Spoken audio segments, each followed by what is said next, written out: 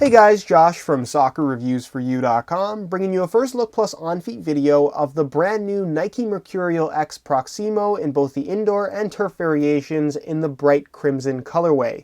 Now inside the box, they do include a string bag to go along with the shoes themselves. The string bag is black in color with black strings. You have a bright crimson Nike swoosh on one side, essentially the color red, and on the other side, you're going to find your Nike football branding in red as well. Other than that, all you're going to find inside the box, as you guys can see, are the shoes themselves. So we'll get these guys out of the box really quickly, get this box out of the way, and we'll take a closer look at both the indoor as well as the turf variations of the MercurialX Proximo, the non-street version. So in today's video, we're going to be taking a closer look at this shoe specifically, comparing it to the MercurialX Proximo Street, because I know a lot of you guys are wondering what the differences are aside from the colorway.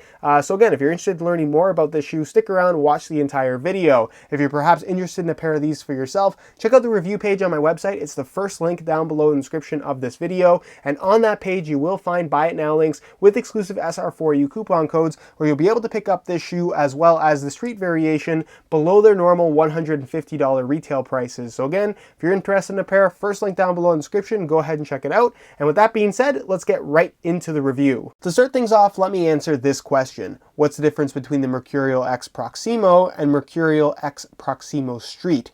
The answer to that question is absolutely nothing other than the colorway, which is pretty interesting because if you guys saw my videos on the Magista X Proximo and Magista X Proximo Street, there's a significant difference between those two shoes. In the case of the MercurialX, or the indoor Superflies, if you will, they really haven't changed anything. If compared to the Elastico Superfly, the only thing that they've added here is this sandpaper-like texturing in the form of a dot pattern that runs through the medial side of the forefoot and just around the edge of the toe box area. As you guys can see, you're going to find the exact same texturing added to the street variation, the exact same Flyknit base layer, the exact same Nike skin covering, the same texturing, the exact same indoor bottom, as you guys can see. The same goes for the turf variation. They didn't change anything other than the color either. So again, if you're trying to decide between the MercurialX Proximo and MercurialX Proximo Street, just know that there isn't actually a difference between the two other than the colorway. So if you're trying to decide, just pick whatever colorway you like best because they're the same exact shoe. As far as performance is concerned, I think you guys are pretty familiar with what the MercurialX Proximo is all about, mainly because it's essentially the Elastico Superfly with that little bit of added texturing. You have the base of Flyknit material, obviously the mid-cut design, the more structured Flyknit running through the main area of the shoe. Of course, you do have the Brio cables that run from the base of the sole into the lacing system, so when you do pull those laces tight, it locks your foot in place and gives you a very, very responsive sensation. I'll say that the MercurialX, as well as the Elastico Superfly, is really the most responsive indoor model that I've personally ever used. You really get that nice locked-in, secure sensation when these things are on your feet. You have that Nike skin covering over top, acting as a protective layer, as well as something to provide a little bit of grip on the ball, as opposed to just leaving it completely slick. And then, of course, they did add this texturing here that I just showed you guys. As far as what that's going to do when it comes to performance, it'll add a little bit of grip in this area of the shoe. It will also enhance the durability a little bit, in that you do have a protective layer on top of that Nike skin. It's not really going to enhance the strength of the bond between the sole plate and the upper, but nonetheless, it's a nice little addition and something that I do appreciate on this new model, but that's really the only significant change that they've made. Other than that, this is just the Elastico Superfly with different positioning of the Nike swooshes. So you do have, of course, the mid-cut dynamic fit collar, this being a more elasticated Flyknit material. You have that same elasticated material through the middle of the shoe where the laces are positioned as well.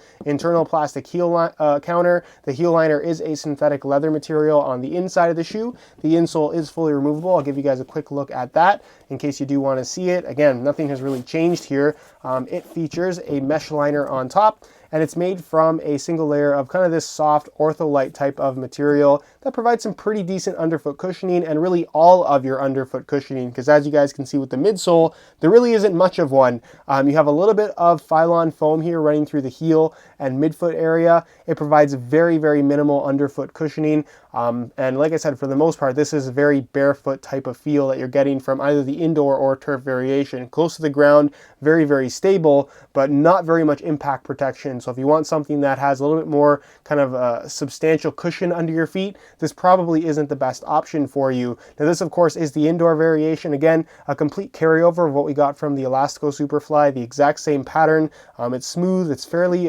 durable as far as use on concrete and just street surfaces are concerned, and it performs really well as far as traction is concerned. Even if the court is a little bit dusty, if it is, just wipe your hands on the actual thing, the actual bottom of the shoe, get away some of that dust, and it will help a lot.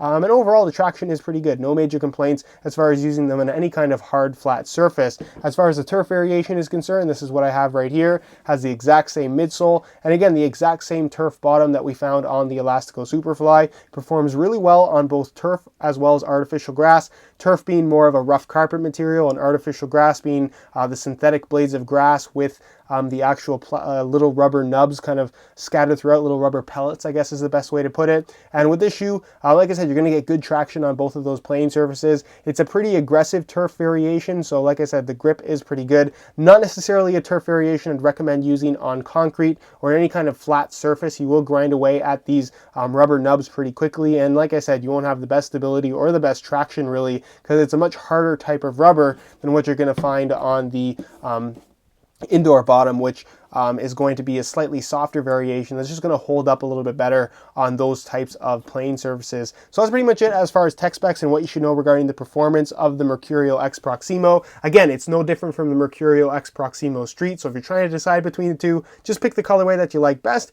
And all in all, it's a nice carryover. It's essentially the same shoe with a new name though.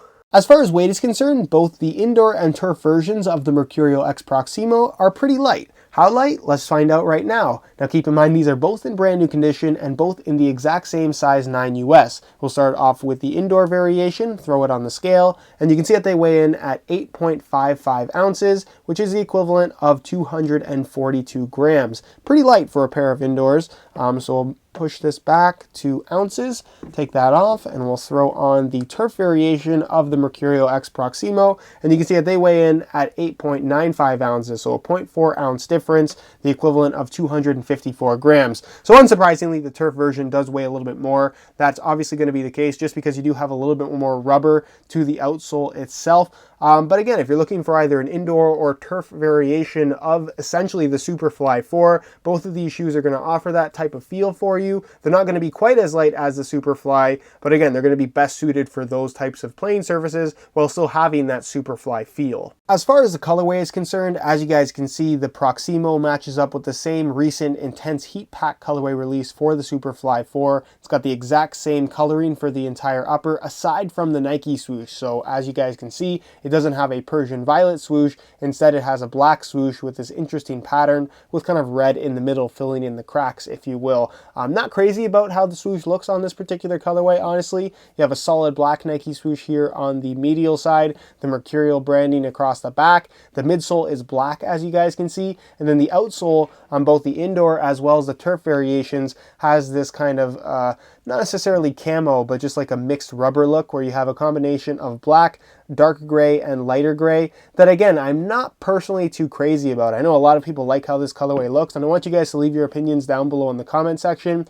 But essentially, if you're looking for a really bright red pair of shoes, these are definitely going to do that for you, especially with their somewhat unusual mid-cut design. They will definitely stand out. But let me know your opinions on it down below in the comment section. Do you like how these look? Why or why not? And with that being said, let's move on to the on-feet portion of the video so we can get a better idea as to how these shoes fit and, of course, what the sizing is like. Alright, so here is a look at the MercurialX Proximos on feet. On my left foot, I have the stock laces that come with the shoes, and on my right foot, I have a pair of SR4U premium replacement laces. If you're interested in a pair of replacement laces for yourself, check out the website sr4ulaces.com. It'll be linked in the description of this video. Now, in terms of how these things fit and feel on feet, if you're coming from the previous Elastico Superfly model, these will feel pretty much identical, mainly because, as I mentioned throughout the video, it's pretty much the exact same shoe. It's the upper of the Superfly 4, which does mean that the shoe will feel quite similar to that particular shoe. It's got the Flyknit upper, the Brio cables, the mid-cut design obviously, and it just feels similar to that shoe. Not exactly the same, but very, very close. And again, if you're looking for that Superfly 4 feel in the form of an indoor shoe, the MercurialX Proximo or Proximo Street is definitely what you want. Now, as far as width is concerned, it is a tighter fitting shoe overall, so if you have wide feet, probably not the best option for you, especially considering that you're really not going to get any stretch out of this shoe. The way it fits from right out of the box is the way it fits for its entire lifespan. It'll become a little bit more flexible, but like I said, the shape really won't change all that much. As far as sizing is concerned, I'm wearing my usual size 9 US here, and the fit and the length is absolutely perfect. So if you are looking to order a pair for yourself, I would strongly recommend going true to size in order to achieve the best possible fit. Alright guys, that's it for my first impressions of the new Nike MercurialX Proximo in both the indoor and turf variations. It's pretty much just a rebranded Elastico Superfly with that added texturing. Everything else about the shoe is completely the same, even if compared to the Proximo Street, which is again the exact same shoe with a slightly different name and slightly different colors, of course. So highly recommend these, especially if you're looking for an indoor or turf variation of the Superfly 4. Considering those retail $275 plus, for $150,